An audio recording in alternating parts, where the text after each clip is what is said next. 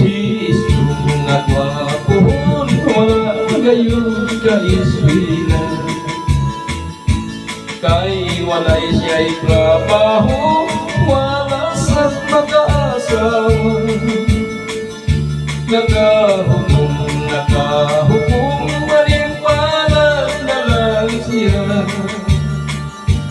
Milar ka sa Manila, sa Manila siya milar ka, kamay putus lang ang dala.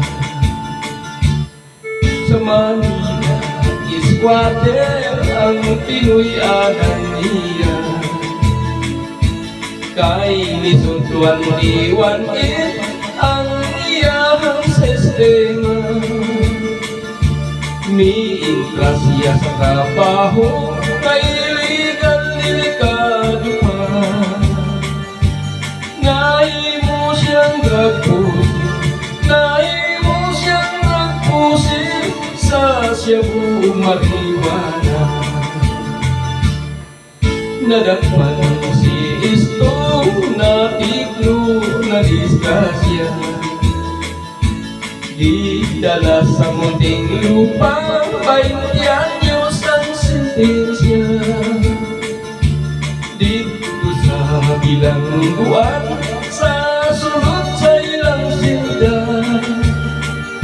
mga adlaw gipalaban, lawas patikan gidruing-druingan pa.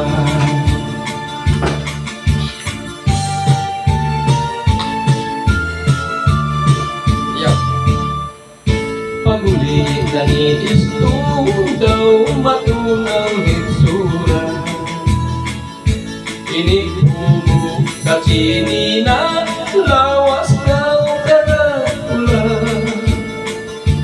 May katok nga dagong bitin sa bugan ug sa paa,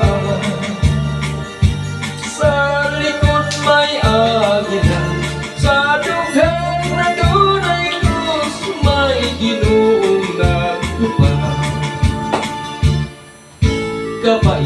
Kapait di ay ning mabilanggutan, sa trabaho ay mudawan, kay lagi na prisugan.